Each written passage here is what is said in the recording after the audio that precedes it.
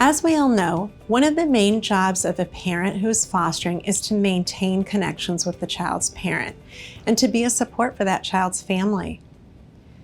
This connection or lack of connection affects their identity, their self-worth, and a sense of belonging. But keeping connected and supporting parents can be an area where parents who foster really struggle.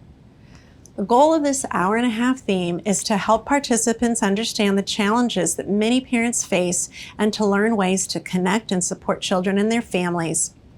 In this theme, participants will learn strategies for co-parenting with the child's parent. They'll learn ways to overcome challenges to maintaining connections throughout visitations and maintaining connections even if the child is not going to be able to reunify. A critical takeaway from this theme for any family that will care for a child is to both respect a child's parent and family and to know how to show that respect in their words and actions. In this theme, we're shooting to build understanding and empathy for the child's parents, so it actually pairs well with the cultural humility theme in this regard. Now let's talk about the nuts and bolts in this theme.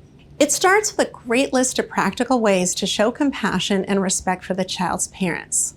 We'll then ask a key question. How can we help parents still feel like the expert on their child even if the child's not living with them? This is really important to hit home as most of your participants won't have thought of this question before. The next key question presses participants to think about their motivation for fostering. This moment gives them the opportunity to consider how fostering will go if what they really want is to adopt, especially how they'll support the reunification process. Because this can really play out later if their motivation is to adopt. They may not be able to support the reunification process fully. Next is one of the activities that participants will likely remember as one of the cornerstones of this curriculum. It's called Christy's Story. It tells the story of Christy from the time she was born until she goes on to have a baby herself. The purpose is to engender compassion and understanding as we can clearly see that Christy has the same life experience as a child that participants will be fostering themselves.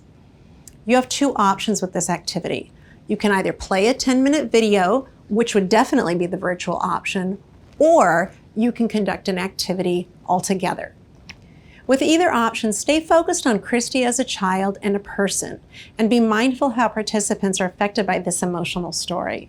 Two clips from the documentary Foster will then be shown to help participants meet real parents whose baby came into the foster care system.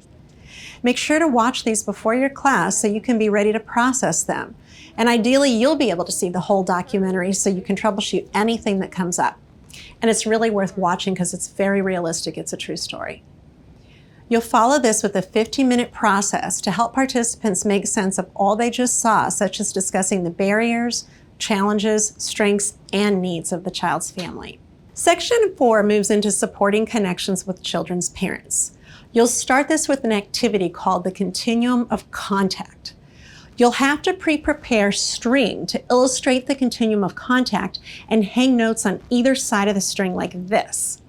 Or there's a virtual adaptation using Google Jamboard, which I'd suggest if you have it. The first step is for participants to come up with their own ideas about contact, and then they'll post the notes along the continuum to show more intimate to less intimate forms of contact with parents, and then there'll be some discussion and deciding what's best based on the case. Then you'll use a handout called Bridging the Gap to get ideas about even more ways to be in touch. The last part of the class, you'll spend listening to a 10-minute podcast with a parent who's been fostering for many years. You'll end class with a reflection and relevance activity as usual, but this one has two parts. Participants will first be asked to reflect on their thoughts, beliefs, and attitudes, and in the second part, they'll be asked to discuss if anything has changed about that since the class. The key takeaways for this theme are that children feel better, do better, when everyone, especially the family who's fostering them, is respectful and compassionate toward their family.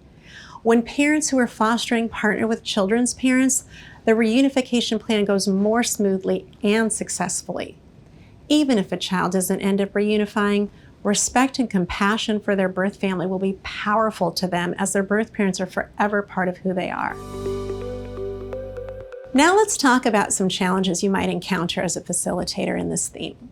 The first is feelings about the child's parents.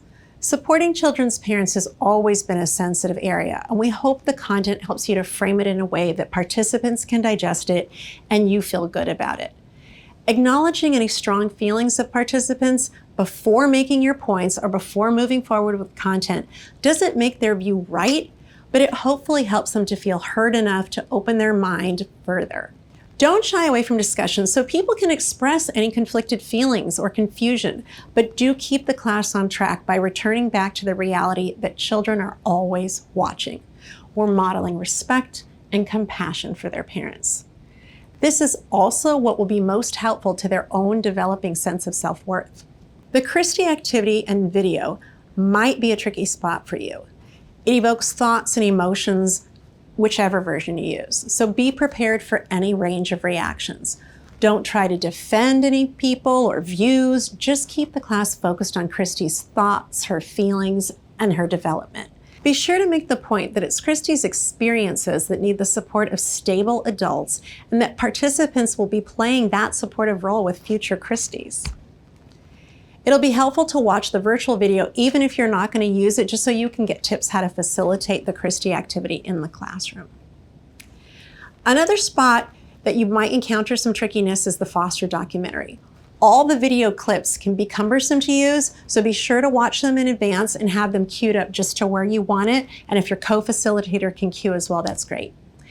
The clips can be evocative or even confusing unless we're ready to help our participants get the most out of them. So make sure you've watched it, you know the backstory of the parents, and you know the pros and the cons of the discussion. Draw out the reality in this. There will be pros and cons for every single family, just like there are in our own families. Foster care as a means to support families can be tough for parents who are fostering, but can also be tough for professionals who are caught between two sets of parents. Stay fortified to earnestly work with this material because it truly is game-changing for children when they feel connected to all parts of who they are.